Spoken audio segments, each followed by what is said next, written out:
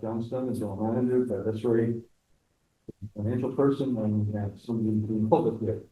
Sue Arnold, Sue Arnold. Okay. that represented Caspian Lake and Greensboro, town of Greensboro. Okay. So I think we'll wait for the public discussion, so you, that here quick if you want. Sure, great. It's been coming for the last 3 months now, 2 months, I guess, maybe actually. With, staying in present communication with you folks on being a stakeholder and any thoughts of where the Caspian Dam, future may go. So I heard from Roger, the post office, that there was some possibilities, some discussion tonight, so, just wanted to know where you might be at. What I had shared with Stu when I ran into him was that, I think this is an accurate reflection, is that we are, as a board of commissioners for Hardwick Electric, and we think the select board of the town of Hardwick are both open to, getting out of our non-functioning dams. Well, I guess I wouldn't, Walcott's not functioning, but it's, we're hoping to be refunctioning. So these dams that really don't contribute anything to us. And so,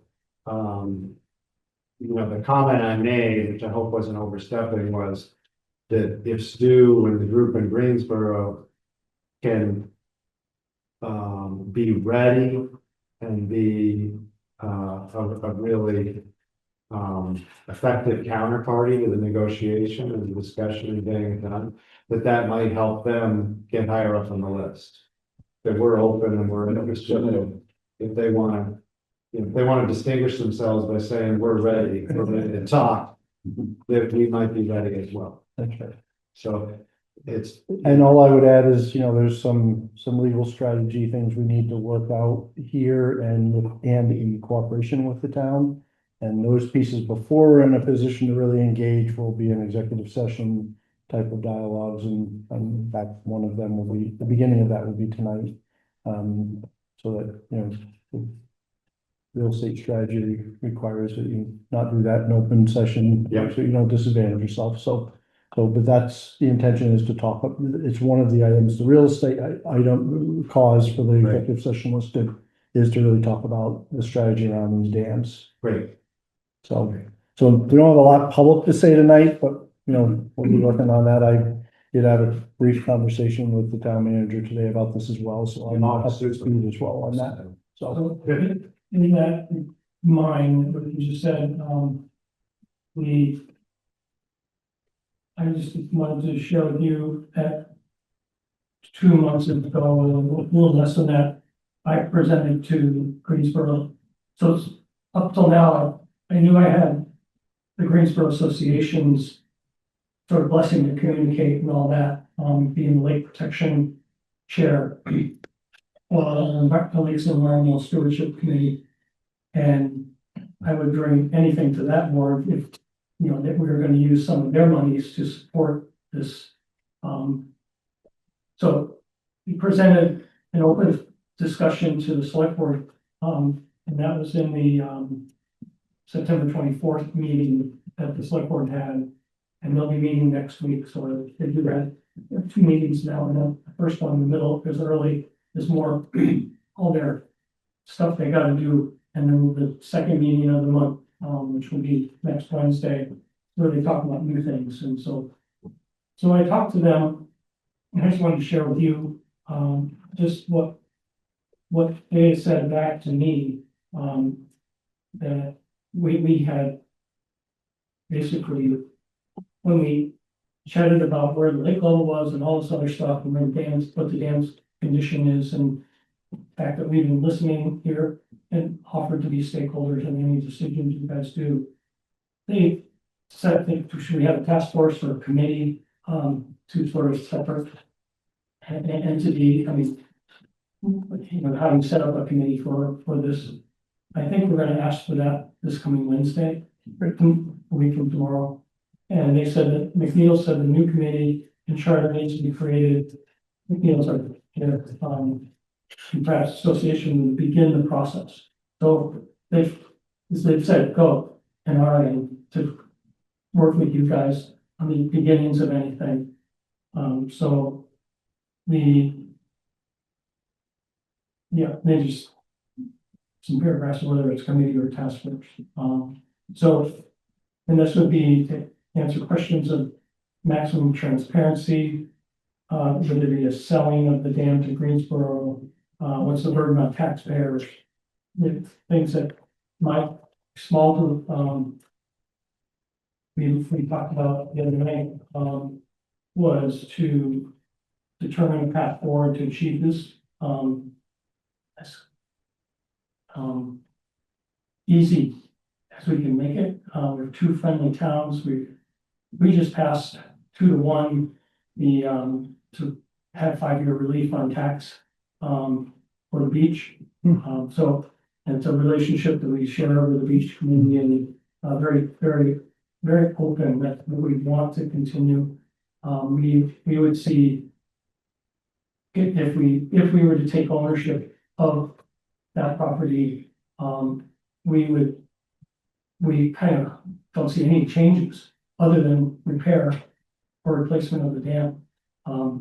The beach would still act as a public beach for all communities to share. And we've been very welcoming and open, so we want to maintain that.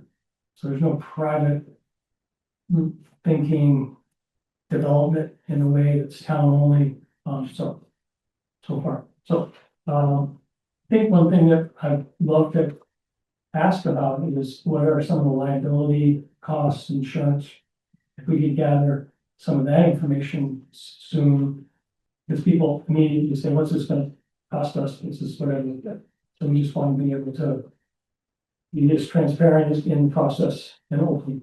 And we can engage in that conversation. I'm pretty familiar with that from other jobs I have. So, in short, the critical thing about liability will relate to the way the state classifies the dam. And currently they classify it as poor, not because it's necessarily a hazard, but because there hasn't been a hydrologic assessment done about potential if it failed. And that's the only reason it's rated poor by the state. When they rated that, they didn't know there'd be consequences to that, because since then, the LCT has deemed that if they've taken those ratings, and they've deemed that if your dam is rated poor, you're no longer eligible for liability insurance. Correct. So right now, there's a small cost for insurance, but I think January 1, there no longer is, because it won't be eligible. That's not a good answer, I know. So that's one of the things that has to get resolved here. Yeah. So, I met with Ben Green about some of these things, and he gave me a list of things that need to be done in the next 6 months, and just anyways, whoever owns it, and what need to be done to really bring the dam to satisfactory and Right. low, instead of poor and Right. significant. just can't be poor. So, Exactly. we kind of need to know, so there's, comprehensive assessment, there's geotechnical Yep. analysis, there's a number of things that need to be paid for. He said they're going ahead with a grant that they have for FEMA, dam failure analysis that can be done by March, he said. So there's some of that. So we're kind of aware, and we understand to get that dam figured out, there's money that needs to get spent. And how can we share that potential in a, we get into a memorandum of understanding or some kind of thing that we can work together, and move things. So I think we're ready to move. Great. At some level, I mean, I'm not, so it's not something we understand will even get us, it's gonna take months, hopefully.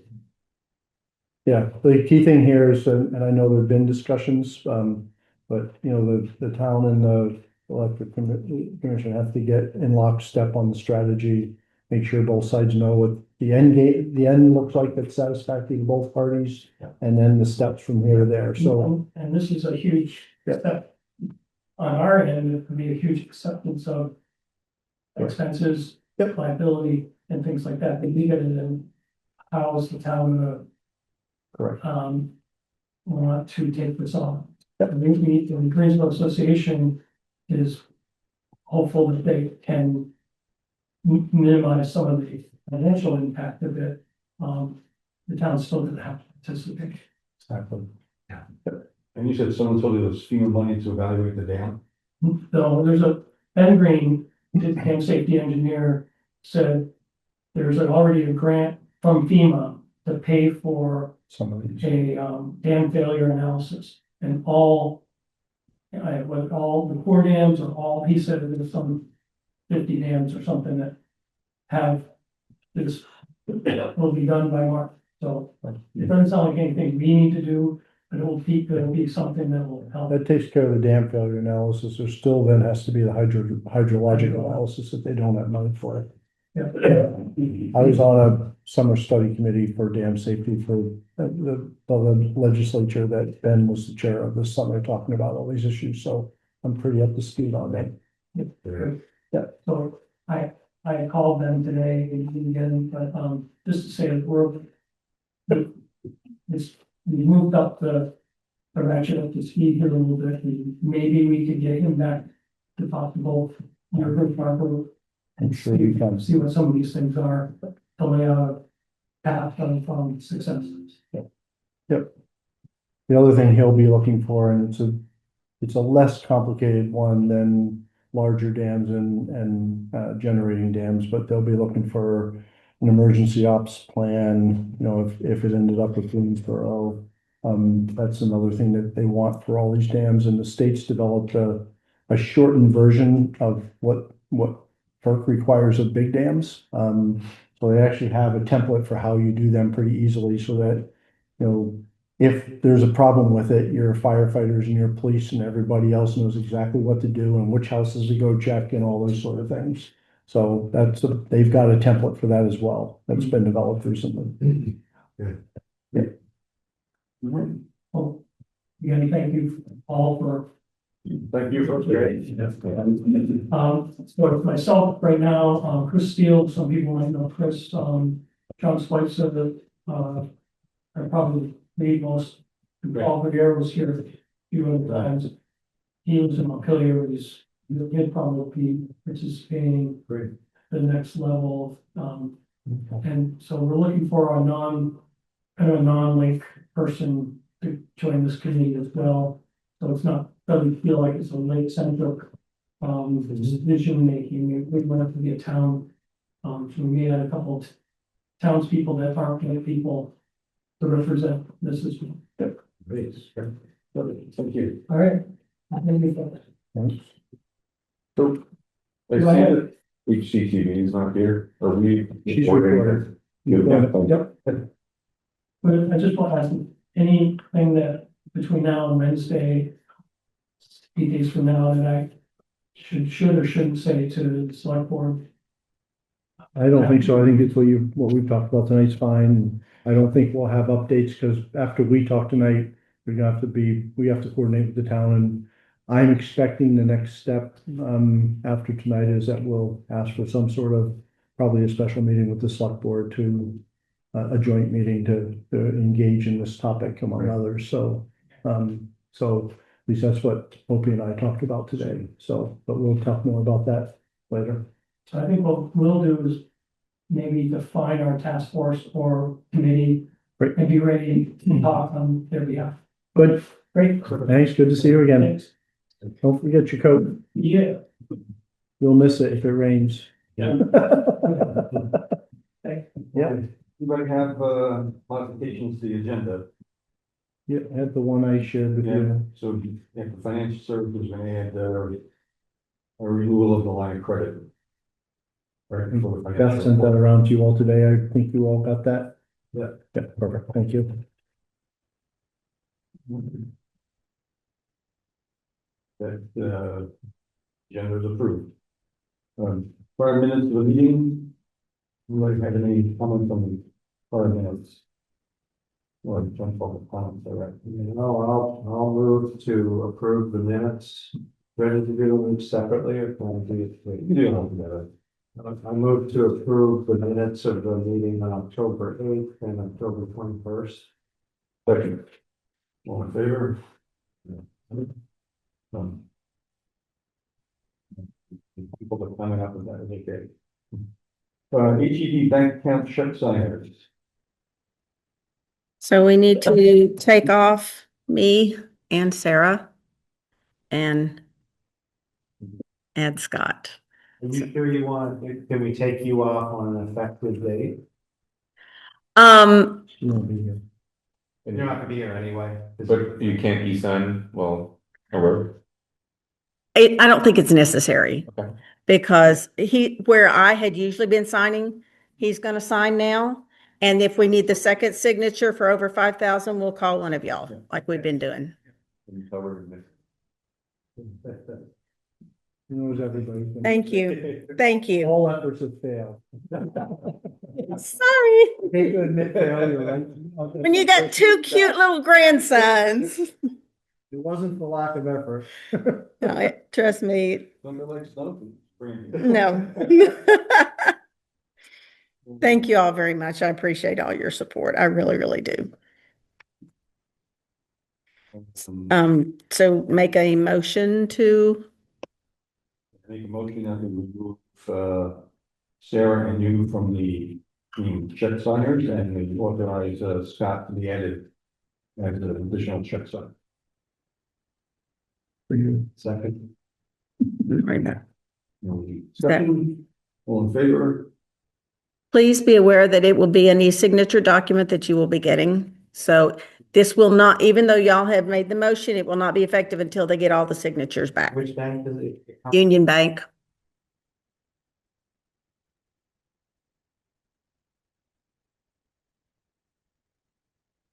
What representative to the Bucksville Board of Directors?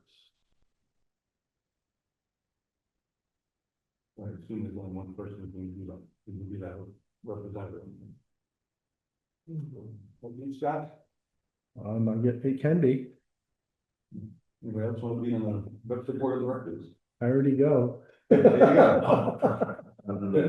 Does that mean you have 2 votes to go? It probably does. If that gets awkward with other members, I'll come back and report. I think right now Opie's is our alternate. Yes. Oh, that's great. So we do have Yes. an alternate and I don't think he really wants to come, is my guess.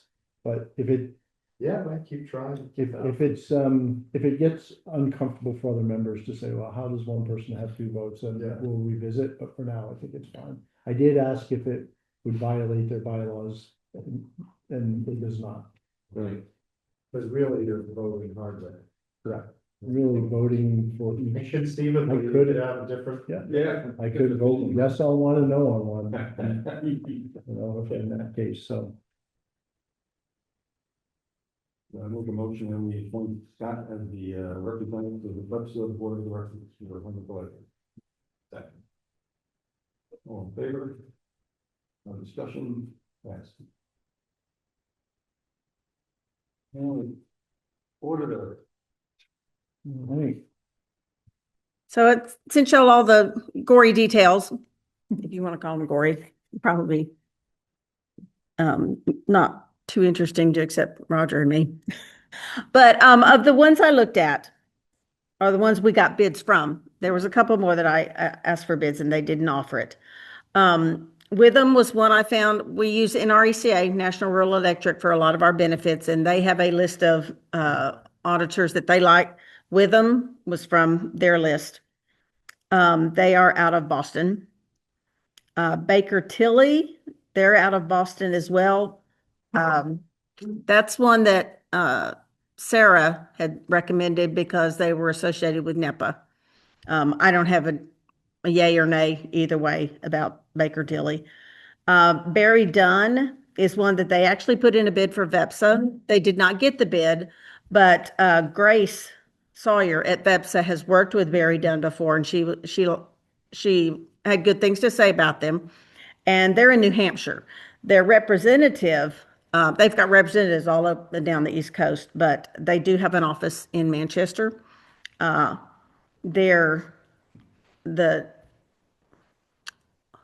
person who would be doing the audit that I actually spoke with. He's from Maine, but he lives down in North Carolina, so I like him. And he was very open about doing it remotely, which is our auditor now, even though he's, I think he's right close by. Most of it was done remotely as well. I mean, as far as we provide the information, they come a little bit. One day he came on site, that was it. One thing I did really like about Barry Dunn, the big reason why our audit takes so long is because of the retirement numbers from the state don't come in until like June. And the numbers that are released in June are actually the value of the plan as of the previous June. See, way a long time. This guy said, you know what? The numbers don't change a whole heck of a lot. We're going to go with what we have available when we do the audit. I'm like, okay. Because he says they're not significantly different from year to year. So I would either Baker Tilly or Barry Dunn. Either one is fine with me. I did not actually talk with Baker Tilly. I did with Barry Dunn. The other thing, it's on here, but I just want to say on this 401k review, this is not actually an audit, but it is what they call a you have to have a third-party auditor review your procedures. There's nothing wrong with our 401k. It's with NRECA. NRECA just luck of the draw. We got pulled for this year. I don't anticipate any problem because we actually worked with NRECA specifically this year to make sure we had everything correct. So I don't anticipate any problem, but it's something we have to go through. So that number is in there as well. One thing I can add, since I'm on the VEPSA board, is when she says Barry Dunn came in second, I would just confirm that, and it was squeaky close. Yeah, it was she said it was very, very close. And VEPSA tries to always pick somebody that the members don't have, so if there's separation. So, I don't even remember which organization we picked. But we wouldn't put them on our list because we want to have, the two auditors be separate companies. I know you could use different partners, but VEPS is actually uncomfortable with that. They actually, they always maintain an auditor that no member has. Oh, interesting. Prices are pretty close, actually. Yep. So if he comes from North Carolina, does this include travel? He's- Is this just- No, everything is going to be remote. He is actually from Maine. He only recently moved to North Carolina. So his history and roots and The person, Barry Dunn. Uh-huh. well, you talked to him, I did. he's gonna do the work, Mm-hmm. so, Grace likes them. Grace definitely likes them. so maybe I'll make a motion to select Barry Dunn. Okay. I think it's a good motion. I'll second. That would be good, yeah. Any discussion? All in favor? Thank you very much. Thank you for putting that together. Absolutely. These prices, by the way, are in the realm of what everybody else is paying, so there's nothing extraordinary here. You're not saving money, No. you're not spending money. Yeah. This is basically what everyone's paying for these days. Yeah. And even though Posh was cheaper than all these others this year, he actually, I think when he was here, he actually came back and said this wound up being more than what we thought it was going to be, and we should have charged you more.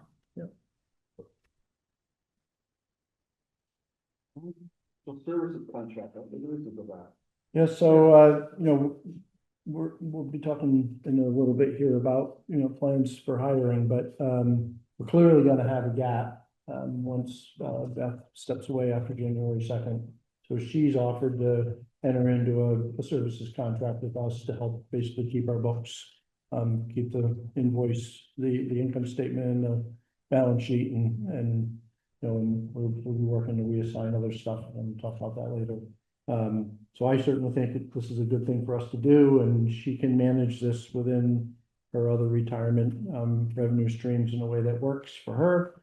And so And then it will also give us, provided we can find a new person, not a replacement, because you can't replace that, but it'll give us an opportunity then to also, have some Still transition. trying, aren't you? Work happening. Still trying, I'm not stop. Dog on a bone.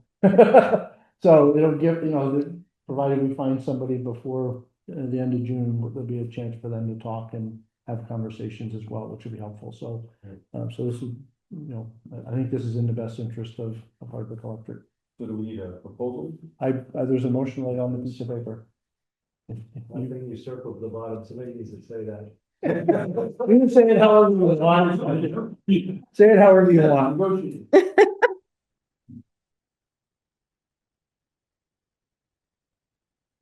Sure. Yeah, I'll move to authorize the GM to negotiate an inter-services contract with Beth Esser to provide financial assistance to HED during the first half of 2026. Second. Any discussion? All in favor? Done. Thank you.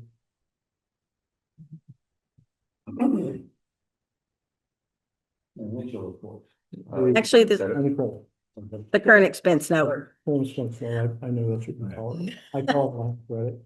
You call this it current, expense note. that's what the papers say. You're correct. Thank you. So sorry about the late notice. Been working with Tina, and she and I had some discussions for about a week about actually what kind of note this is, and she had to kind of go, oh yeah, that's what it is, so we need this and this and this. Anyway, it's a renewal of the one that we had from last year at the same time for 300,000. So it's nothing new. Pardon me? Yes, yes, yes. It was a 12-month note. We actually got the cash for it. So we need to renew it. And to that extent, So when we renew it, we're basically, for another year. yeah. It We're doesn't rubbing it. create any availability. No, Well, but Phase 2 of May, which we'll talk to you about. Yeah. let me draw a little list of that we have right now. You can see our financials, but that kind of puts it out there in black and white. Just that piece of it. So, do y'all want a copy of what I sent y'all today, the actual loan itself? If you have it, I do. thank you. So it's something that, the select board will get Thursday night. Eli has reviewed the documents. He's good with them. But what I do want to bring up is that for this, we had to put together a tentative cash flow, which is towards the back, cash flow certificate. It was required for this type of loan and for the tax exemption. And according to this cash flow, we actually qualify not just for 300,000, but for 575,000. It's this next to the back page. So the opportunity is there to get another 275. What would happen is,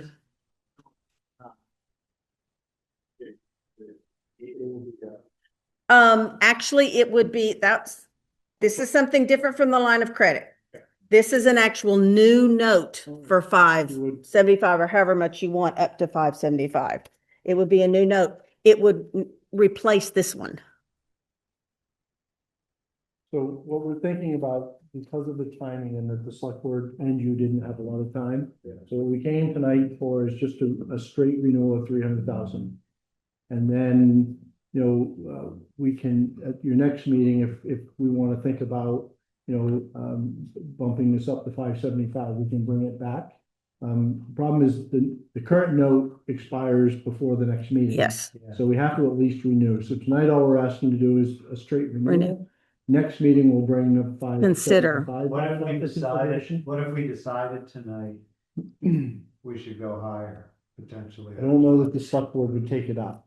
And I don't think the bank will do it just yet. Okay. Right, so that's the issue. Their packet went out too, and they're, and I've talked to Opie, and I know she's talked to her counterparts. They were nervous to start with, but when we said, look, the only thing changed on was the date, they were okay. Yeah. So that's the issue there. Okay. I forgot what I was gonna say. Oh, this would allow us, if you choose to get additional cash without jumping into our line of credit. We still have a line of credit of 300,000 separately, Yeah. so- apart from this. So this is, we received this cash Yes, and yeah, by extending it, we're saying we're not paying it back. correct. Right now, we're refreshing that. We paid the interest and we're refreshing Okay, the, we paid the interest. yes. And there's a new term, I'm sorry, I didn't get to look at this, but is there, Sorry. is it the same interest terms and all that, or? I know the term is the same. I honestly didn't look at the interest on, I would think it would be pertinent, but It's honestly, essentially just, yeah, taking this that we took last year forward. yes, So basically, since all rate making is done looking backwards, which is a crazy way to run a railroad, but the state of Vermont makes us do it that way. So but we're also required to make new expenditures by the same state. So we have to be spending more money going forward, but we're only allowed to set rates looking backward. And so you always have this gap, and that's what these things help you deal with while your next rate case comes up. And of course, then they've come in at about a third of what we thought we needed to be able to make all these notes whole, right? So we'll talk more about that later, but that's where these sort of instruments become important and utilities because we get caught in this regulatory trap of forward and backward looking by the same people make us look both ways, and it creates a cash crunch. Yep. That's what happens. So if I'm reading this right, we have $100,000 we haven't used on the line of credit. 200, no, 300. At the bottom line of credit available is 300. Line of credit, we use 200. Take 200 and pay it back. That's the one we're extending, then. No, the 300 is the one we're extending, the cash expense note. Oh, so our line of credit is 500,000. And we've used 200. Yes. Yes. And so, and we have the potential to increase by 75 or 575? The total would be 575 that we have available to us. Increase, So 300. Yeah. So increase yes, Yeah. yes, potentially, but we'll deal with that next meeting. yes. But we wanted to bring it to you, food for thought. And we've told Opie and his team the same thing, that we're gonna be thinking about this, but then we can respect their time frame and their packet and all of that. So that's the Okay. plan. So, what do we need to do now? Looking for approval to renew whatever she called that note at $300,000. Or, Somebody got it in front of Or them. did you write it? no, No, they didn't. or just Yeah. approve the loan documents as presented. That too. And this is- So I make a motion to renew the 300,000 cash expense note from Union Bank, which was coming mature for the term November Yeah. 25th, 2025 through November 24th, 26. My second. Any discussion? All in favor? Thank you very much. Boy, I sound like vodka. Thank you very much. You laughed because you remember. Yeah, but you're too happy to stop it. Sorry. Because I've never had one go this fast. Next is the financial report. Yep.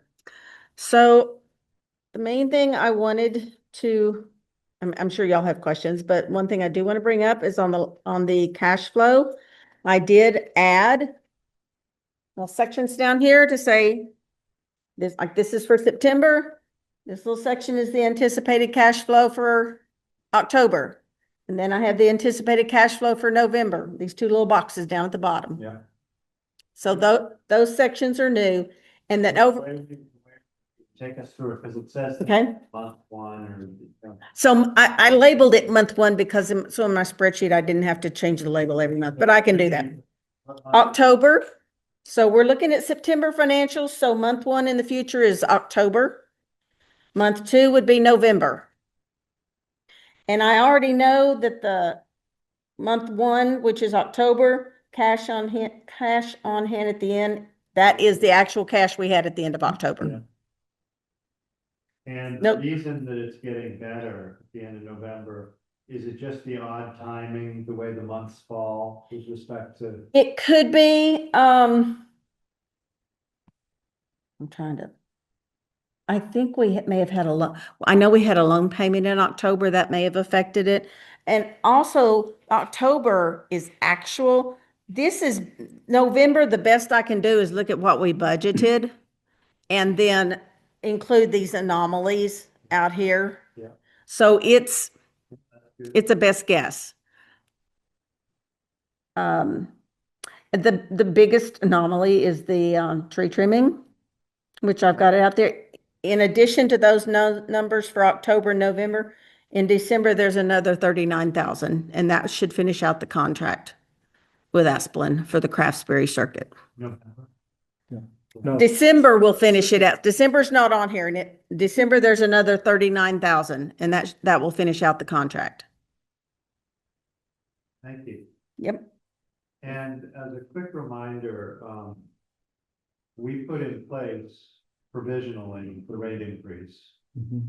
And so we're benefiting from the rate increase in each of these months. Yes, we are. The moment we have a formal decision of this is the amount of the rate increase, at that next billing period, we've got to.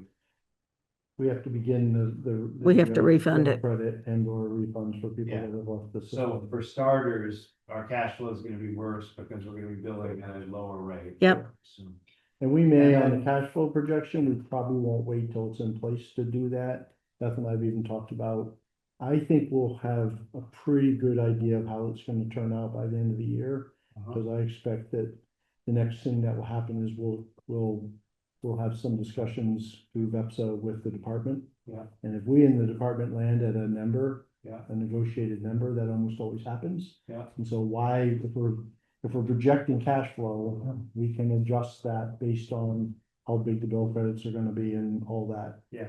But it probably, from where we are today, we probably won't have a decision from the PUC until something like March. Wow. Or February at the best, because even once we get to an agreement, it has to get on their docket. Okay. It takes a while, and that, I don't mean that as criticism, it just takes a It's a while. good thing we're in a better place. So, how much time do we have?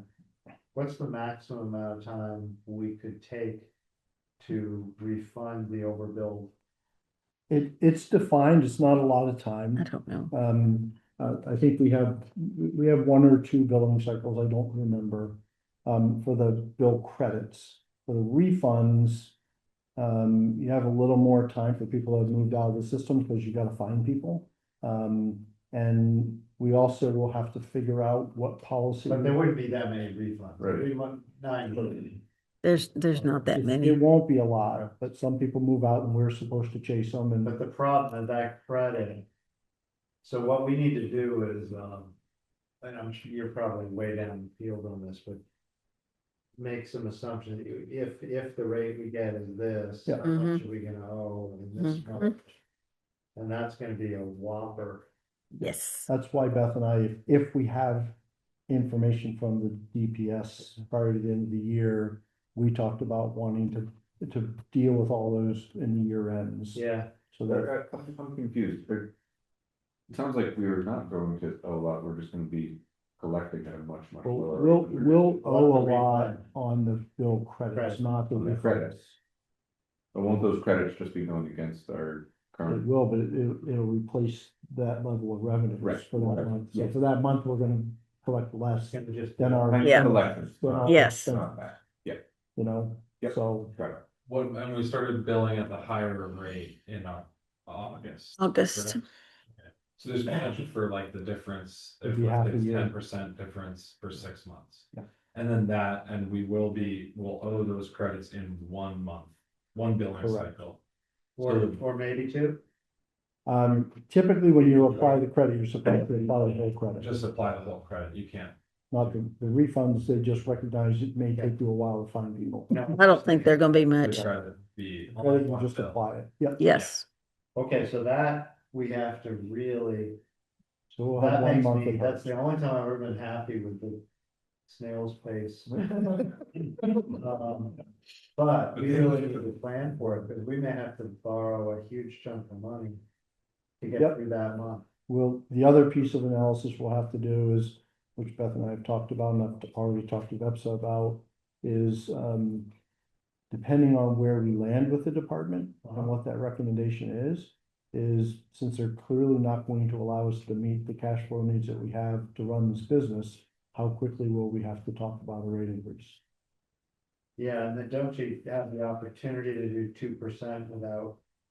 You could do up to 3, but, they're now getting pretty sensitive because a lot of people have just filed for 3 when it didn't meet their needs. And so now they're smacking people that do that. So if they look at your books and they go, 3 isn't gonna make you whole, you should have applied for 7 because that's what you need, then they get really angry and they deny the 3. And if you apply for 7, they'll probably give you 3, because they always cut it. Have you had any feedback of why they think they want to cut us back so much? So their rationale, which is again, another of those weird backward looking things, because it's the easiest way to analyze the needs. They look backwards and take a 5-year rolling average on all of our actual expenditures.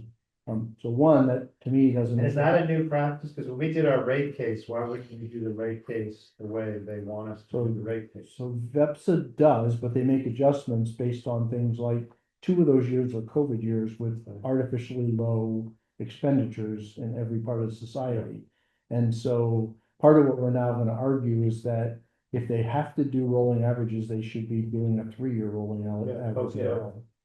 Because getting away from the COVID stuff and make the points, they just run these things through formulas and they just give you an answer. They don't believe, I don't mean to say they don't think, but they do, they try to get through it as easily as they can. And Yeah. these always happen. You always end up negotiating.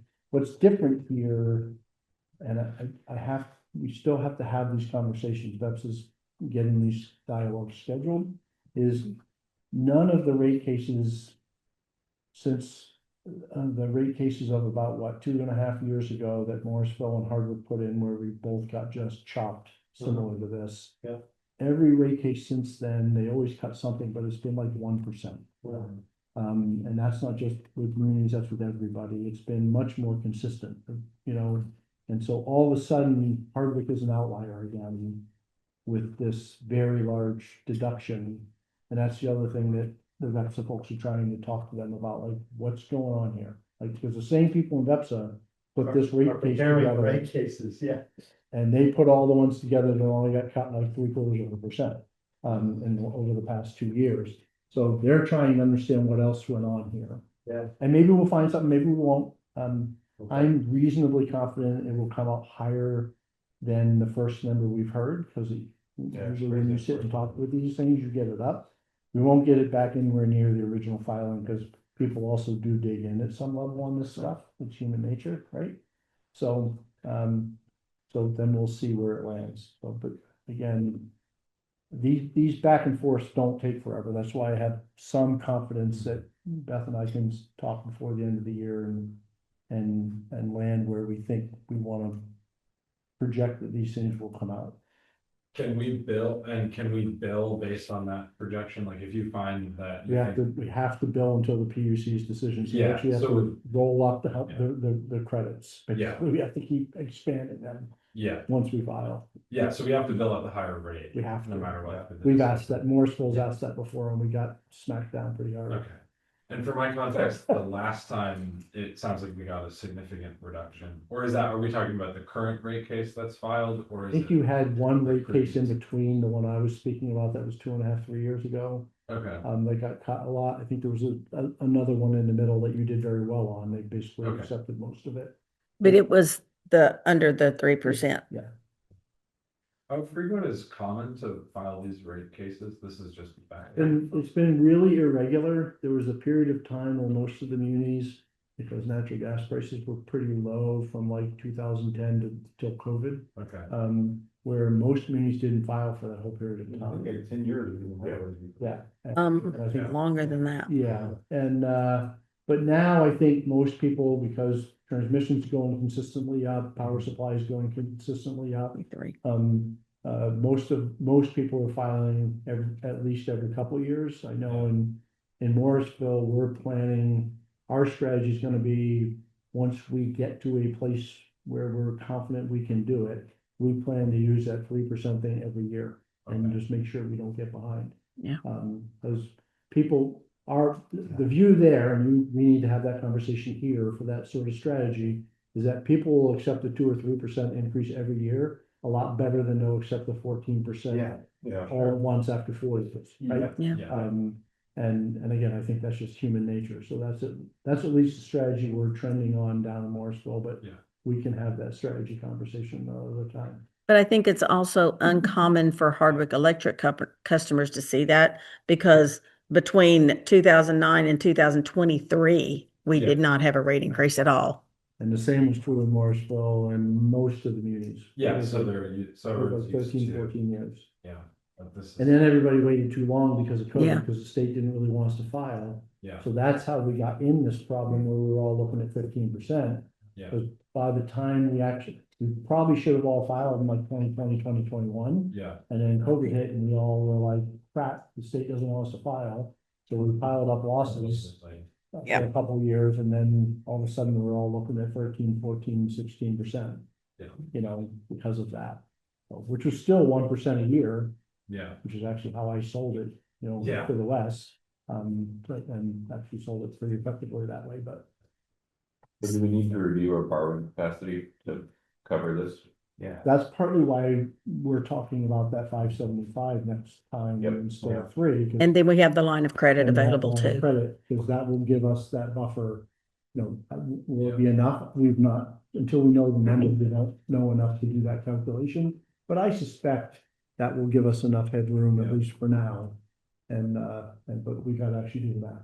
my other question is if, not that we want to be borrowing more money, but if like utilization of credit or us actually using some of our available sources of credit Yep. is actually gonna be a positive when we go up for our next rate case. If you're saying they're always looking back at whatever the past year of financials, maybe that supports our case in the future. That's right. The only thing they can look at forward going is what are called known and measurables. And so, for example, debt instruments are known and measurable.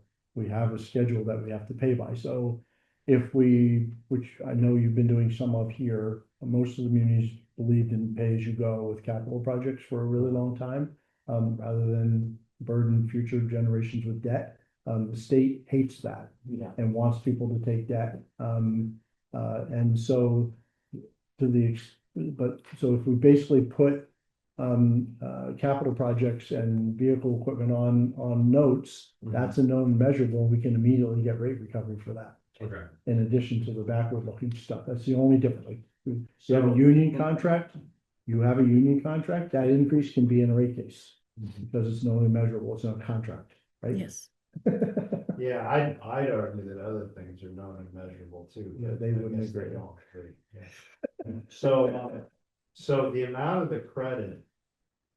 But I may be doing it wrong, but let's just try this. If the rate case was for 13%, unless maybe they come back and they say, no, you get 5. Mhm. That means there's 8 percentage points. Yep. Of the revenue that we've collected that has to be credited. Yep. And if a month is 600,000 of revenue, Mhm. times 8% is about $50,000 a month. Yep, from 6 months. 8. might be 6 or 8 8 months, could be 8. So that's where we have So 311. $400,000. Correct. Now, I think we'll do better than 5. I'm not gonna think say a we will number too. on the public record, but I think we'll do better than 5%. Yeah, good. So So we have a sort of walk around in our heads. Correct.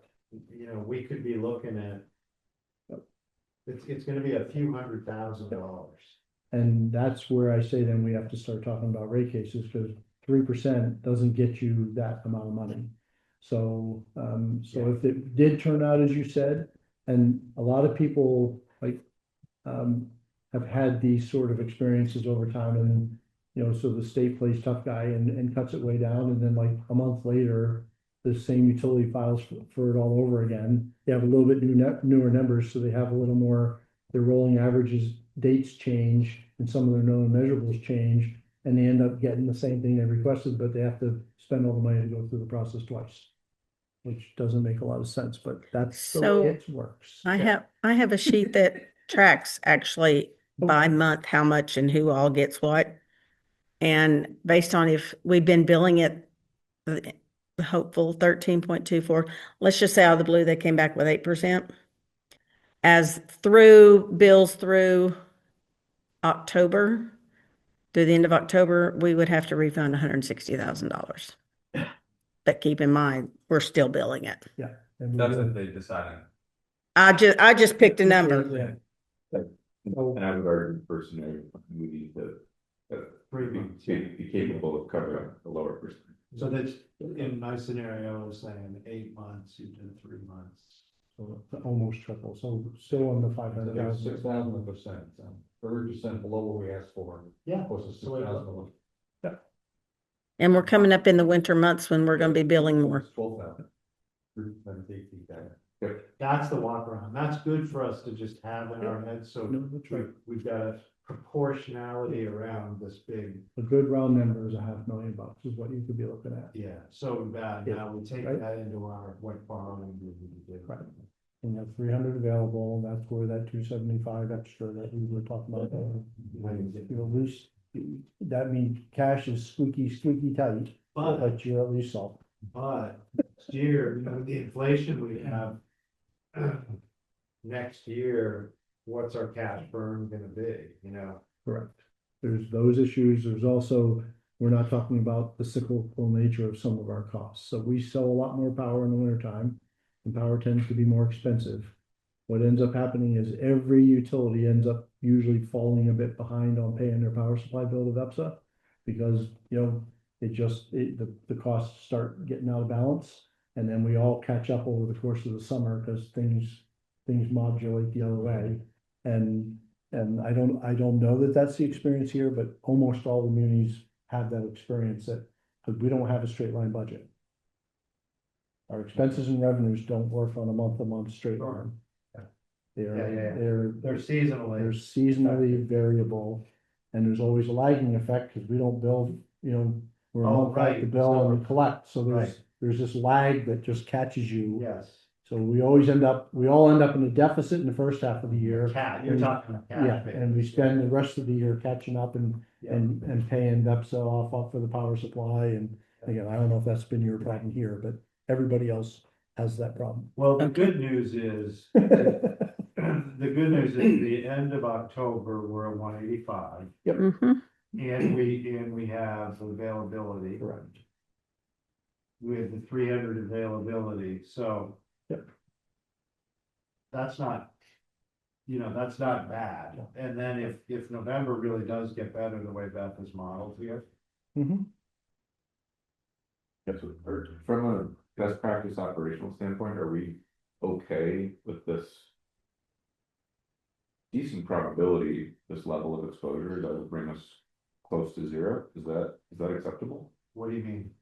Yeah, no, If- it's too tight, I mean, that's If part that of it. $500,000 hits, we could remain solvent, but it would be close. And are we? Oh, okay with yeah, that? that's why we wanna do that. We'd be managing Absolutely. AP at that Yeah, point, yeah. right? So, Oh, I'm with you. No, Yeah. I think we need to have availability of $700,000 always. Right. Yes, Like, we never wanna say, oh, our plan's gonna work if Of we're course. at $50,000. Yeah. Like, And- no way. and by the way, so when that gets modeled, the state hates that. And you have to model that if you want to be able to collect to have 30 days cash on hand, they tell you should have that, but then they won't let you collect it.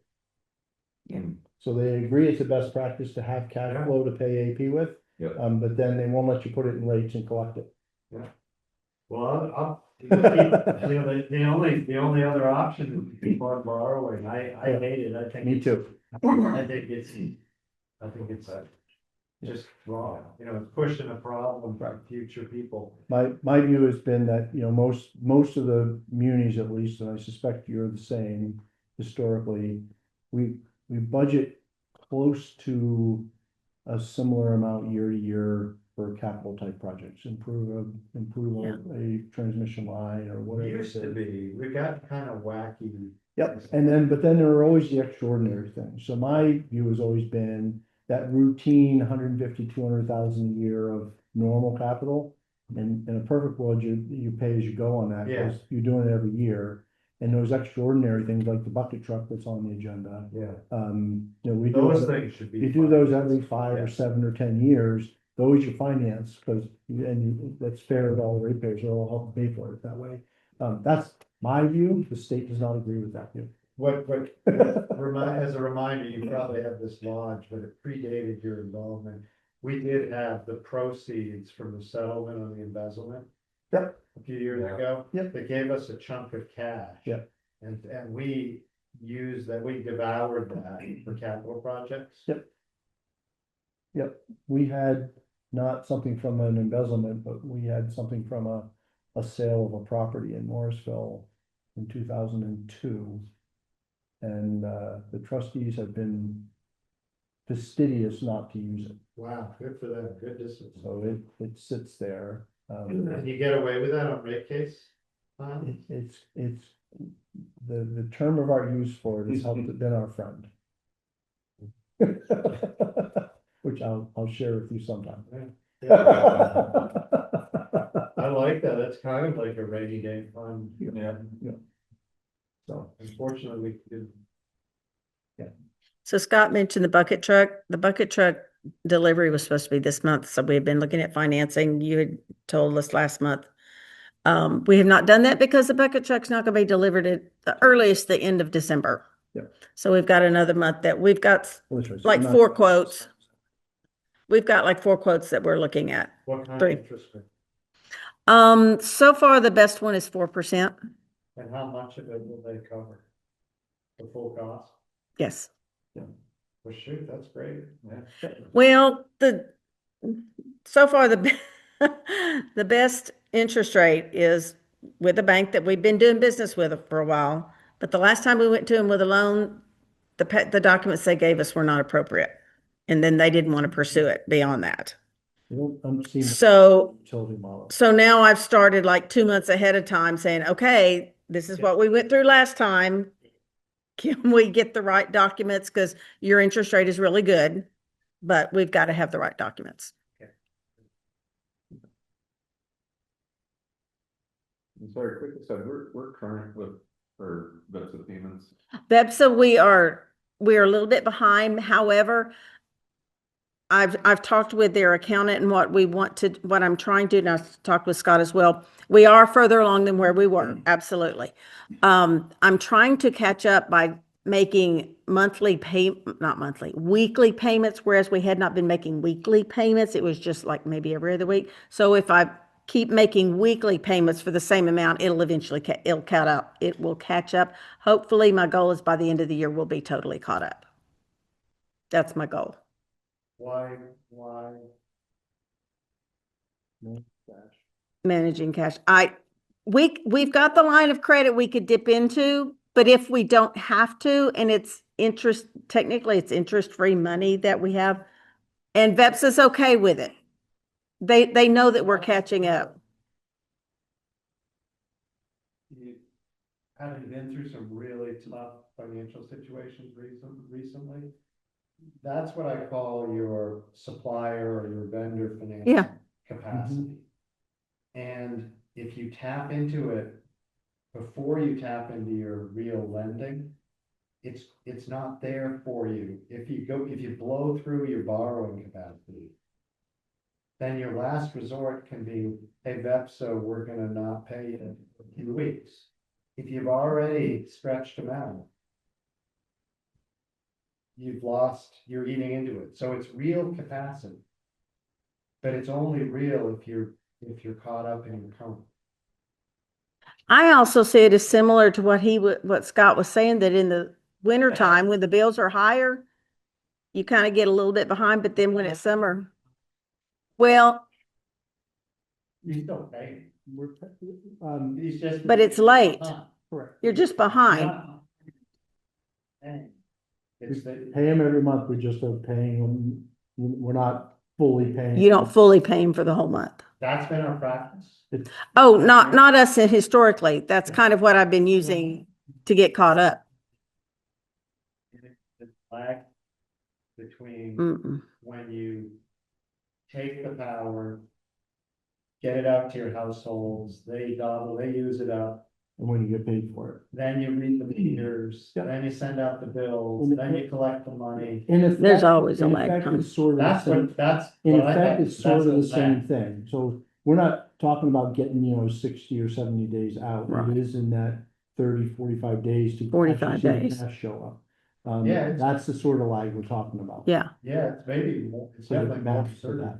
That's what I'm saying. And that's. To sort of 45. what I'm That's the going lag. into. Yeah, Yeah, not, cause I think this idea of not being current. Yep. Is really uncomfortable to me, And I thought we had left last month, saying we weren't gonna do and that we were gonna bring ourselves current, just. that. That's exactly what we, okay. Yeah. We can go to the line, we can go to the line of credit. I think in our discussion, I feel like we leave it saying we would take the line of credit. Understanding. if we need- Okay. Understanding that we Okay. prefer for that line of credit to what Roger's saying. To Okay, be utilized.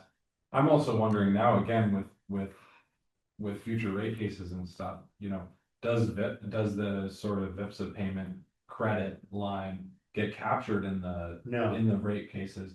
Whereas these other more sort of formal lines of credit we would, do. and so Mhm. again, if we need to take these lines of credit like we discussed last month, we should, and then when we go for our next rate case. I don't think be it's gonna clear- affect the rate Well, case. whatever, yeah. It's not gonna affect the rate case, but it's mm-mm. definitely borrowing capacity that you're prematurely taking, and you're taking it in the wrong sequence. I understand. And a lot of companies, a lot of enterprises do it because it's easier. Yep. Cause it just, well, we'll just drag our feet, we'll just pay a little later, that'll give us some cushion. And then you take a little more, and then before you know it, you're in deep. We have been paying Correct. to get caught up. I was just trying to not use line of credit. It is getting caught up. We're not behind like we were. You told them by the end of the year. Yeah, we'd be caught up by the, well, what we have been doing was stretching it out over 3 to 4 payments a month. Well, now instead of, I'm actually paying it every week instead of paying it just maybe 3 weeks out of the month. I'm taking that same amount, but I'm making 4 payments a month. So it's getting caught up. But the amount that we're talking about Can't be that much. is a result of our short payment at the beginning, correct? Result of not paying it for a while. Yeah. Okay. We can do it. Yep, we'll clean it right up. Absolutely happy. We can do it. Right now, it's 125,000. We were close to 300,000. That was invoiced and past due the terms of the invoice. And how frequently are we getting new invoices from them? Once a month. Once a month. Once a month. Yep. So that's not including an invoice that was currently still within the terms of. Cause I know they're getting mixed So in, He's just right? talking about past. We're within, Yeah, I would imagine, Beth, correct me, that we're within their terms. So if I recall, their net 45. Yes. So the Okay. 125, we spend a lot more than 125 in a month. So we are within their Okay. terms currently. I see. For everything, yeah. Yes. Doesn't mean we shouldn't pay it off. Not our. Yes. And it looks like if Like you- Yes. right, if you take your November, for example, I don't know. Let's just say, for example, we pay the 125. Yep. In November, that would mean we'd end the month of November, all other things being equal, with cash on hand, wouldn't be 282, it'd be 155 or 160. Yeah. Something like that. And that's okay, because we're at 185 now, so. Yep. Now, at that point, you don't have to draw the line of credit, Right. but you got it, you're making sure it's still there. Yep. It's close. Yep. Okay, We've got your direction. I- We know what to do. Yeah, I think that's good. Yep. Unless we're really missing something, just the way we got into that. Was So just not comfortable for us. And I get that. You did not get into that because of the normal management of the Vepsa bill. You got into that because of a different decision to not pay it. And that, so just for what it's worth. So that was, you got into that through an outlier, not the normal practice. Yes, And we've been working our way back out of it. to We're get close. back to the normal practice. Yes. we're Yes. Close. We can take the action you've suggested and end that period of time, that That's window. And then we can just move on. And then it is our last resort source of financing. Correct. There may well come a time where we've used all the line of credit, we don't yet have something else. We And- call VEPSA, we Yep. say, we're slowing down, we're paying you part. And VEPSA has a policy for that, about how they can work with Right. us to a certain point, and at a certain point, they have a preset policy, which I don't remember, Okay. but they have an interest rate for things beyond a certain amount of time. It's very high. It's whatever their line of credit is, whether they use it or not, which their line of credit is really expensive. It's like 8%, And we'll do it. you know, We'll. so we'll that's do it all if we there if you need We'll it. do it if we need it, but it's, cause the other thing is with that I think got us agitated, me most agitated was. It creates an odor Yep. around the enterprise that something's out of control. Oh. You can't pay your bills. Hey, they're not paying their bills. What's Mhm. going on? Exactly. Does anybody here want to be associated with that? Mm-mm. Get it. Nope. Agreed. So that's good. Thank you. All right. Man, it sounds like you can do it in November. In the couple of remaining weeks, you got Yep. Definitely I'll work on that.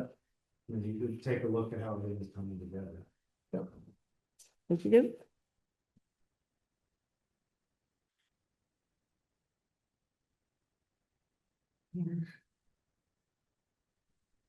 More questions on the financial report?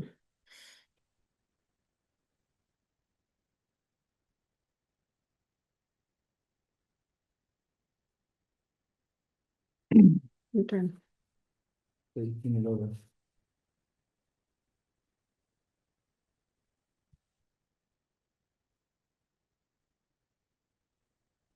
Ready for Wicked Dan? Yep. So, two things going on here. The first is this first jurisdictional permitting issue that's going on. A little more information on that. I have since learned that ANR definitely is the one asking for this jurisdictional opinion from FERC, which would be really, really bad for us. And I'll explain that in a minute. That actually, what I have since learned is it wasn't really an independent, it wasn't all an independent decision by ANR.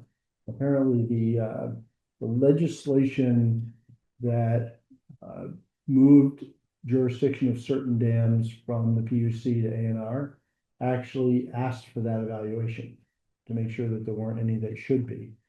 ANR has decided that there are, so far, they may add, that there are 2 Green Mountain Power dams and our dam that they want to file and see if FERC thinks they have jurisdiction.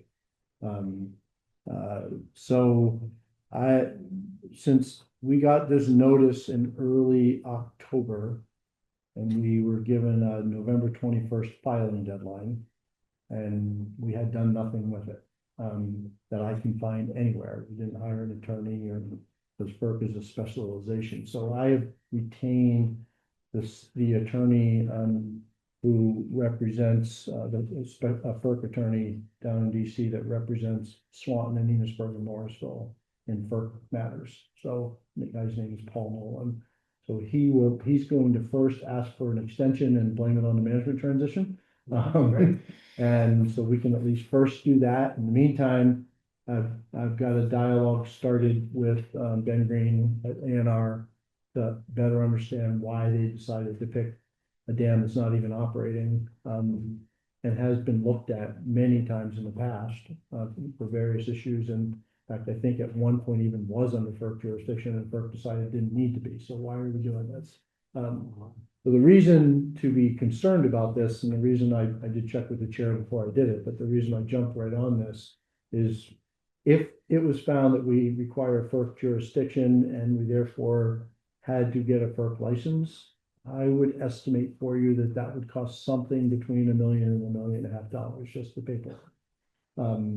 So we really don't want to do that. And it's not like there's some compelling reason. Like, the state has jurisdiction between ANR and the PUC over hundreds of dams. This is just not a big deal. And this dam is not a massive safety hazard. So we may prevail, and Paul's really good at pulling case law from all over the country, and the Supreme Court decision called Chevron of a couple of years ago that reduces FERC jurisdiction and water quality jurisdiction of US waters and limits the definition of US navigable waters all play in our favor. And Paul's really familiar with all of that. So first step is we're gonna file an extension request, and then the second step, we gotta put a brief together and file it. So Paul will be working on that. That is an unbudgeted expense, even though he works exclusively for munis all over the country, and he's a lot cheaper than other FERC attorneys. Washington DC attorneys, even on a big discount, are really expensive. So, just so you know. So we'll look at that, and hopefully we'll end up without jurisdiction, and then we'll just be back getting permits from A&R like we would for any other projects that we have. So that's that half. I'll pause for a minute, see if you have questions about that. No, All right, and then the other half is we have the report, which I put the content, the core content in the packet. I didn't put the 50 pages of appendices. I can share them if you'd like to see them sometime, but the core document gives you the numbers. So it's a draft. They didn't include engineering and inspection services, so I've asked them to add that in the final document. They're gonna wait to finalize it to see if you had any input on the core language tonight. So I would expect that $4 million-ish number to go up to more like 4.5. We'd be eligible for at least 75% of that back from FEMA. We need this document to file for mitigation with FEMA. That's a requirement of that process. Provided once we negotiate that and work through that with FEMA, we should either get 75 or 90%, depending on which event it was and which funding mechanism, and that's all going to get figured out. I also think this report may slightly overstate the final design. I told the Boy and Kane not to change their report because that would just take 3 more months and we need to get moving. They've assumed that we needed the capacity of the 2 penstocks. I don't know who told them that, but the 2 penstocks were there from when we used to have 2 turbines there. We don't have 2 turbines. So they looked at replacing 2 full 6-foot pipes or 1 8-foot, because 1 8-foot is the same volumetric as 2 6-foot. I know that probably doesn't sound like it's right, but it is. And I said to them, like, I suspect if we actually did the math to turn a 700 kilowatt generator, we only need 1 6-foot turbine, penstock. So, but I'm not having them change it because then they have to do all kinds of hydraulic analysis. I said, we can submit this to FEMA. We can get approval for a number up to that at the percentage. And then we can go to final design and you can do all that math and come up with the right size penstock. So I figured it was not worth burning 3 more months to do a more assessment when we have a perfectly good employee. Other than that. So I would think that might lower the price by more than $1 million in the end. And so, I think if we got this down to be under $1 million of our share, we generate more than 300,000 in economic benefit every year for us. So there's more than just pure cost here, I get that. But, you'd certainly be looking at a simple business payback of less than 10 years for a piece of infrastructure that will last 100. So we're still in the green zone. What about the risk, in this federal government atmosphere? Yep. There's a lot Good of go, people cool. who are feeling like, whoa, Yep. can you count on it? You got a grant, is it a grant? And so far, the clawback issues that have happened, there hasn't been a lot of clawback with past events, this administration has not done that in FEMA.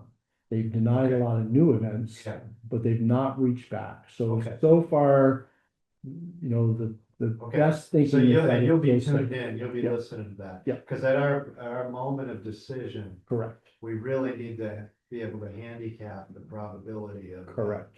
Yeah, that's people gonna be that important. actually- That's gonna be important. So are you saying they used to have two turbines? Yes. And can that dam support two turbines again, or are we now at a location, point in time, with really only one turbine? I'll have to do some research to find out why we gave up on the other turbine. So I don't know the answer to that, but, I know it used to have to, I actually think with two penstocks, we probably are getting less generation than if we had one, because we actually have two turbines creating violent turbulence when they are forced to come together to go to one turbine. And so we're probably getting less generation out of that than if we just had one, but we should look at, did we give it up because there just wasn't enough water this far up the Memorial River? Or did we give it up because something happened to it and somebody didn't want to spend the money to replace it? Like, I don't know. I gotta see if even Brian knows that. I'm not asking. I'm not sure. Yeah, So so with a redundancy question, a lot, you I know. just don't know. You know, and a lot of places have them for redundant reasons, like, Morrisville and Cadiz Falls both have two turbines. And, you know, there are very few months of the year when you can run them both at the same time.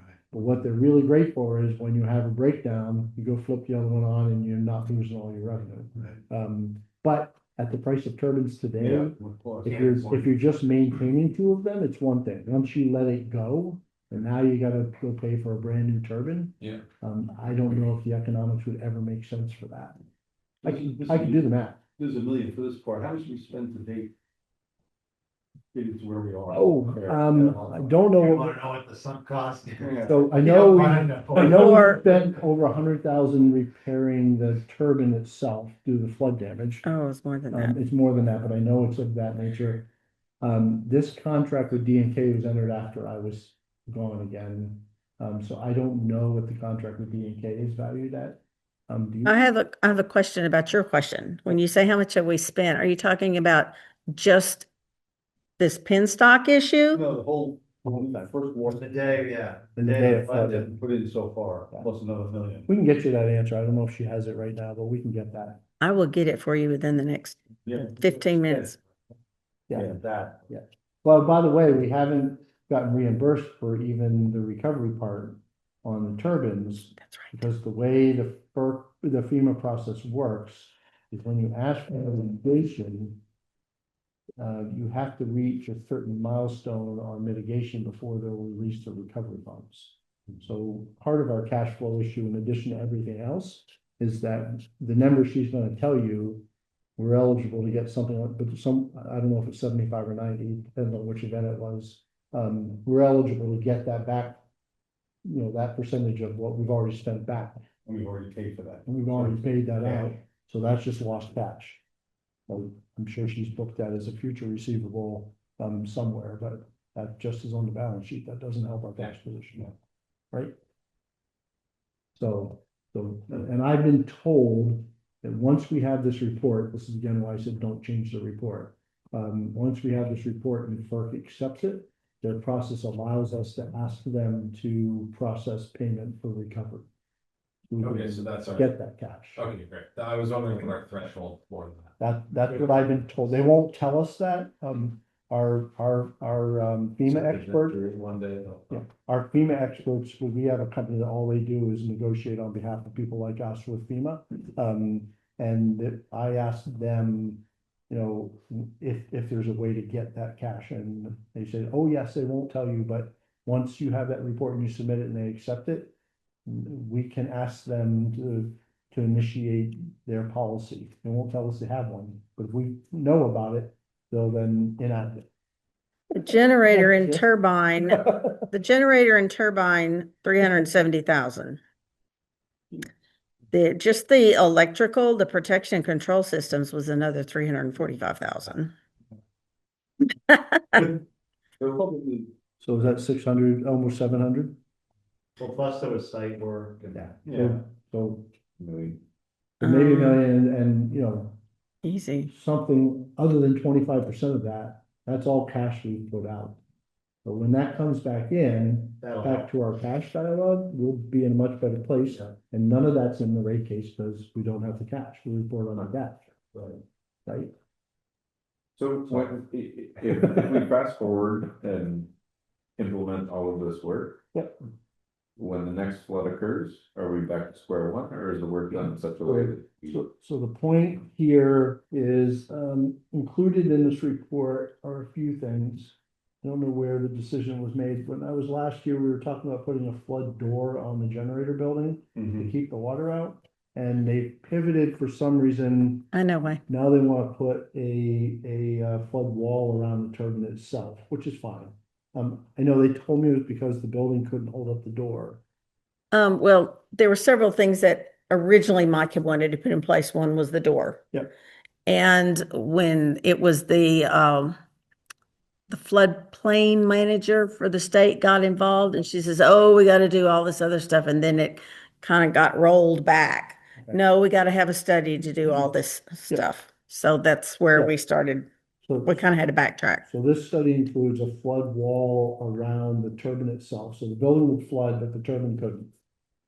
So that is there. The electronics, when it was reinstalled, it got installed 8 feet higher than it was. It's not on the floor anymore. It's all on mezzanines. So that won't flood. Is it, I don't know the sense, is 8 feet enough for This flood was something like 4 or 5, in the building. And it was a 500-year flood at least. But then there's no room to go higher. I mean, they Yeah. put it as high as they could. Yes, that was the key. And then the penstock will be, according to this study, will be, secured to foundation pegs into the bedrock. So it won't be able to float.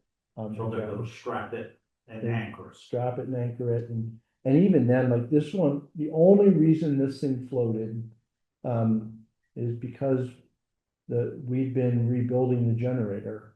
So the penstock was empty. We were 1 or 2 days, I forget now, away from re-energizing Yeah. the turbine. And the 23 flood That's when it wiped flooded, away all the material that was on top of the Yeah. Is penstocks. there any way If that, the pipe had been full, it never would have floated. is there any way that penstocks could remain flooded without running the turbine? I'd have to look at the gating mechanisms we have on the penstock, so. You know, I'm not sure about you know, that. is there that's- either on the dam side of the surge tank or on the bottom side of the surge tank, is there a gate that could be closed? And I just don't know the answer to I that. don't know that. Some places there do and is. some places don't. Yeah. I just don't know. I don't think that there is a gate on the bottom side. I really don't think so. That's most of them of this vintage did not have that. Yeah. So they end up, when you work on them, you empty the penstocks. And who would have thought you'd have this kind of flood in the middle of that, right? So we'll be in pretty good shape. Will there be some risk? Yes. There's some risk, Yeah. but we should be in pretty good shape on the backside. So that's the update, and we'll get that report submitted and get it done. Get some money in here. Yep. General manager's report. Yeah, here we are. We already talked about the rate case. We got 3 openings right now to think about. I just wanted to check in with you because I haven't been part of conversations with you on this, so, Rena will be part of the interview process with us to pick out a working foreman, which I think you're aware of. Yeah. I expect that to be an internal hire, with 3 great internal candidates and, what a wealth of good talent. So, and we're down an apprentice. So, the plan is, we'll hire a working foreman. I would want them to be part of that. So I would stagger this to, it's gonna be their staff person. So I want the working foreman to be part of it. Then we bring in a new apprentice, and get back to the 6-person crew. So you have first-class lineman and apprentice working together. We can then handle 3 different events at once. And then, on Beth's side, I think the best strategy going forward is to bifurcate some of her duties. She's a bit of a unicorn, in terms of she can do all things customer and all things personnel management and all things finance. I think to keep our options open for the future, and also reflecting that we've got some really talented people in the office that can pick up some of the other stuff. My thinking is to hire a straight controller. If we end up having dialogues that, Michael and I have talked about, is there any coming together with other utilities and stuff? That combination will need to have a controller no matter what. Other pieces become less certain, right? What are the needs and who's involved and, I know in Morrisville, for example, Beth's peer there sometime in the next 12 to 18 months is going to follow her out the door. So, there'll be, whatever we would do if we bring in a straight controller, will either position Hardwick just right, and or it will position whatever we do differently just right. So I think that's the right position to hire. I did also think about finance director, the next level up, and kind of what she kind of does now position. But in talking with both Beth and Penny Jones, the person in Morrisville, and Grace Sawyer at BEPSA, even in the coming together, it's possible we need that position, and it's also possible that we're better off keeping the customer side of the house separate. Historically, in small utilities like us, it's been together because really the only customer function was to send bills and collect money. And in the new world, the new energy world, it's, net metering and customer program for batteries and customer program for DERMS, which is demand energy resource management, to beat peaks by managing people's heat pumps and EVs and low EV rate, time of use rate and low income rate that the state's considering. So now you got a customer side of the house. It's not just sending bills and collecting money. They're working every single day they're spending more time working with customers to take control of their own energy future than they are collecting money. Right. So they'll still be part of the finance in some ways because of you sending the bills and collecting money and the discount notes. But you actually end up with somebody to drive the customer side of your house. Yeah. So when you look forward, I think that's the split. You got a finance house, you got a customer house. There's a lot of dash lines between them, but then the main lines go right to the general manager, and you got somebody driving both sides of the house. That's where I think it heads, and I think that's true whether it's Hardwick Electric alone or any possible coming together. I think that model is what makes sense. It's at least where my brain is. And I'm glad you all see the world different. I'm glad to hear it. That seems to make sense. Yeah, everything was talking about being responsive to the community, being able to handle these new things. Yeah. New things. Good. All right. That was that one. We did want to chat about that. I am trying to figure out, I've asked the state DPS on the resiliency grant. I do believe that we did submit applications, for that roughly $700,000 that you see noted in there. That can be for a lot of different things. What most people in Vermont are doing is catching up on their tree cutting, and vegetative maintenance. Some are also putting some control technologies in their substations and or on their reclosures so that they can, open shut doors from their house, right? And on their iPhone, and all of that helps reliability because you get lights back on more quickly, right? So I've still got to find, I've asked the state if they will send me exactly what we submitted, and I know that they had sent a next round of questions for us to answer, which I will then get on.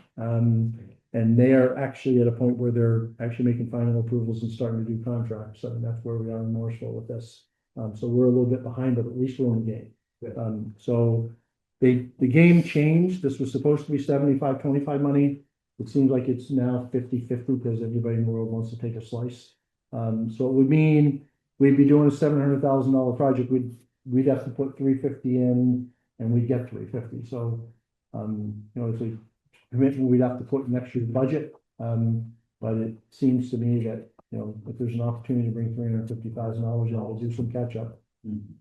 Makes a lot of sense. So I just wanted to bring you up to date on as much as I could figure out where we are. I'm not quite there yet. I'm working on it. So, Thanks for moving. yeah.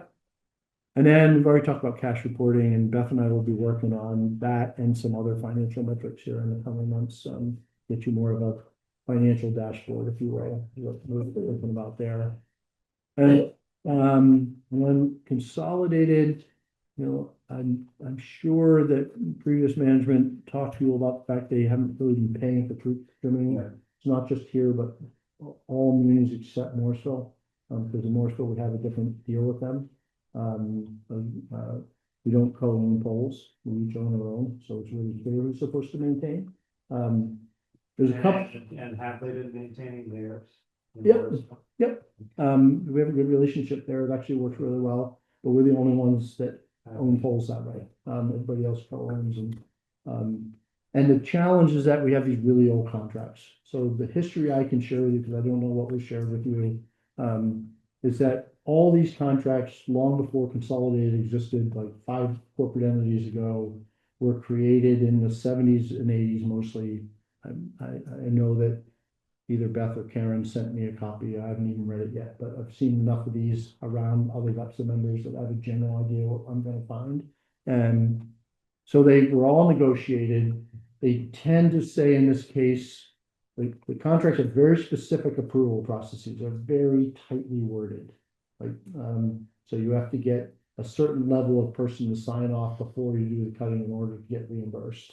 And then the territories spread is split since we joined own. So the consolidated precursor companies they cut this part of town and they cut it not only to their standard but to ours. And then we cut this part of town and we cut it not only to our standards but to theirs. What happened after all those contracts were signed is everybody started just making handshake agreements and figuring out how to get the job done, which wasn't an unusual thing in the 70s and 80s. So you go through all these corporate turnovers, and this is just going on, everybody's taking care of everybody. And somewhere along the way, recently, the decision was, no, we're following the contract. So we're not paying you anymore because you didn't get the right approvals. No one had looked at the contract in 50 years, right? So didn't even know what the approvals were. So now you're in this mess, which is why I wrote, I don't know what you were told. I don't see much likelihood that you're getting paid for past invoices because we didn't follow the criteria. Nobody did, not just Hardwick, nobody did, because nobody knew what the criteria were anymore. So part of the strategy, at least for us, is okay, well, if you want to play the contract game that way, let's play the contract game that way. Here's all the areas we need you to cut in what the contract says is your area. Right. But that may get their attention and maybe we can have a real conversation about what the contract ought to look like in 2025. Yeah. So that's what that's what we're starting to inform them of. So we're not currently chasing the money. It's not that we're giving up on it. Maybe out of this dialogue, we'll actually reach some agreement. That's not really what we need is a new contract that actually works. In 2025, because this sort of game. So about how you handle that in the year-end financial statements in terms of. We haven't discussed that yet. Yeah. We're gonna have to note it somehow, either as an entry or a note or something. It's gonna have to be on there. I mean, to let you know that people tried, so I can tell you that Brian has done write-outs with their regional engineer on everything that we've ever cut. But the contract says it's not the regional engineer. So the regional engineer for years has said yes to Brian while they're riding in the truck. Go ahead and do that. And that's now not good enough because that's not the level of position that was specified in the contract.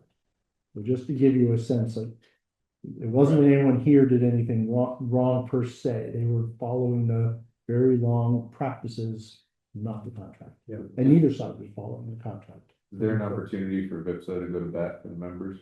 there may, VIPS has helped arrange some mediation with the state and with all the members. I would say the members got their butts kicked in that by Consolidated, because Consolidated showed up with attorneys and had their crap more together. I went just to be part of Team VEPSA, because again, Morrisville didn't really have an oar in this water, but, so I did sit in and we didn't do very well in that first dialogue, I can tell you that. I have our attorney, looking at that contract to make sure that we're on firm ground with what I just said. We're probably gonna be telling them about, Yeah. go ahead and start cutting for us, and here's our spec, right away edge to right away edge, So I think VEPSA will be helpful. VEPSA tends not to be in operational issues, so this is a little out of their comfort, so they're willing to facilitate and help. They need the members to carry the water. So they can bring everybody to the table, but this is not the. So the next time you go to the meeting, you'll have a dog in the I fight. know, I definitely will. So I may vote yes on one and no on the other. Who knows, but My understanding is that this is also in the context of Consolidated trying to advocate responsibility for pole replacement across the state, and yeah, I mean, it feels like we're up against a well-endowed corporation that is Yeah. really Yeah. going against the interest of all the munis. I don't believe that that's how it plays out. From what I've heard, and this is speculation, and this is a bit in Roger's world, he can probably explain it better than I can after I try. So what the speculation is behind the scenes is that Consolidated is in the process of trying to be acquired. Yes. And in that context, when you start playing hard on this contract, and therefore you wipe out some of your accounts payable, your value goes up a little bit if you play that out over a whole lot of different places. And so the speculation is that that's what's really going on here. Can I confirm that for you? I sure the heck cannot. Let me just be clear about that. But I've heard that from multiple sources, and some of Yep. you have heard. Totally that too. consistent in broadband side. So. But the question is, how do we protect ourselves? Well, that's why the best thing I could come up with is, well, that contract works two ways. You wanna go back and play with the contract, let's look at what the contract says about who's supposed to be doing the work. Because all the munis have always done all of it, we won't tell you that, so that's where it went, it's basically like, well, you guys actually have the tree cover, so why don't you do the work and we'll pay you? That was the handshake agreement. And then now we're not getting paid. Yep. So. How much are we? 207. And Is that over Miles, budget? the reason I raised Yeah. the accounts receivable thing is that the rate cases are based on, not on cash flow, but they're based on our P and L. And our P and L, if Yeah. it's counting that as an Okay. account receivables. Yes. then it's flowing right through. Right. And so what we have to do is make damn sure if it's really not receivable. Yep. That it's written off as bad debt Yep. or whatever. Yep. whatever An the right expense. way to write it down It's an is. expense. Then the year-end statement will work. Yeah. Great. So, But it'll match our cash. Yes. Yeah. And so we're all sweating about cash. Yep. But the rate case will only be based on P and L, so we need the P and L not to have And it- illusory things like that. Right. And year end is the P and L statement is what is gonna be factored into our rate case. Well, The next one, that's not good the on next one. future, yeah. Future rate case. Put it this way, if we don't get it right at the end of the year, we're kind of missed a window, Right. really important. Yeah. well, keep in mind, if we do have to do another rate case next year, the basis of that will be our year-end statements for 2025. So Yeah. then this will be. So yes, it would. Now, we don't know if we'll need to do one, but depending on how the current Right. rate comes out, you might have. to. Right. And then that will matter, getting that clean will matter. Yep. Yeah, I'd be a lot happier to be saying, let's triple up our efforts and collect the money by the end of the year, and then we have both the cash and. That sounds like some good experience. I think it's gonna happen. And I'd be delighted to turn out to be wrong, and all of a sudden they wanna give us a big check, but I just. And just writing it off doesn't mean you can't collect it. Correct, that's right. Yep. if it turns out we can, then that shows up as You a new know, revenue next year. usually you have an allowance for uncollectible. Yes, And the advisors require you to explain why such a big allowance this year. Yep. Well, here it is. And yep. Is there anything we need to do to make sure it's accounted in that way as a board? We need to work on that for now and see how this plays out in the short term before we really. The make real that key call. to that is that Scott has to negotiate the extension of Beth's. So that's. Oh, the cash. We're working on that. I haven't quit yet. Cash flow, we got executive sessions, and cash flow can come into account. Yeah, Good? I am. You need to go back to the So session. before you do that, only because I told Beth that there's no reason that she needs to stay for this. Okay. She cannot come up to Vermont next month. So to the extent, I just figured she will hate me for saying this, but to the extent any of you want to say anything to her or she's gonna, I'm Yay. sorry, but I told her there was no reason since this is her last meeting for her to weather executive session. Beth, you have to be, They're but you recording. have to be on the Zoom thing. She's not. What? Sorry. No, not in December. Oh, yeah. oh, She's that, on Zoom, but she won't We'll be see. I'm here. gonna see you in December. we'll see. You have to wear your Christmas sweater. You'll see her, but I just figured this is the last. No, you're gonna see a big Want to name it. bandage here. Oh. Well, we should reschedule ourselves with Beth. Well, So- Beth, we really, really, really appreciate it. Thank you. All Thank that you've you. done from, before you were a full-time employee, when you were consulting, cleaning everything up. We're willing to take the job. We should Thank you. appreciate it. I actually had one of the big projects that I had to get the books where they needed to be, and it didn't change the dollars, it's just tracking plant. I finished it last week. Finally finished it. Like I said, it doesn't affect the financials, it doesn't affect the dollars, it's just how we track pieces in plant. And so When are you going back? When are you leaving tomorrow? tomorrow night, Tomorrow. tomorrow night, All right. yes, Why sorry. don't you just flew to Jackson, Wyoming and back over the last 9 days, 10 days? And every flight was exactly on time. Mine was, mine was. On the news, I was thinking, Fingers oh, crossed. you're crazy. Yeah. Wow. Hmm. Hope yours is too. Thank you. Perfect. Right, if you will do the motion to go into executive session, I can at least Yes. get that piece recorded. Well, you go to executive session to talk about contracts, premature disclosure, which would be detrimental to the Hardwick Electric Department. So do you want to do four Second. separate ones or you want to do them all at once? I think all at once. That I would say, Yeah. there isn't a provision that says you have to do them separate. No. Is there all of them on? Got a second? Well, let him finish the motion. So Oh, I thought he was done, we sorry. only did contracts. So there's also real estate and personnel and legal advice. All four of them. Probable civil litigation, my favorite one. Yeah. So all four. All four. And Jake seconded.